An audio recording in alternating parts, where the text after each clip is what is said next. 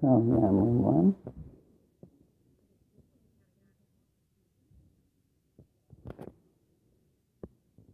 Thank you.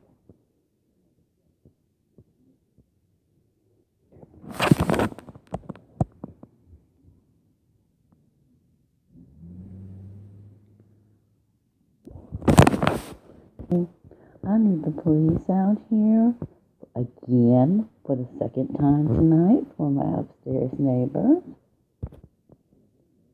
The same thing that goes on every single night.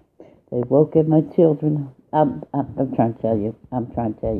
They've woken my children up 3 times already. They bang on the floor like it's a trampoline. They do somersaults. They throw furniture around. They do anything that they can do to keep people awake and disturbed. This has been going on now for 7 months. Yes, management knows about it.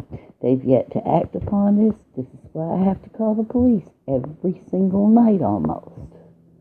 They just were out here not even 30 minutes ago, and they're back at it again. They're waking up my children. They can't rest. This goes on 15 to 18 hours a day, every day.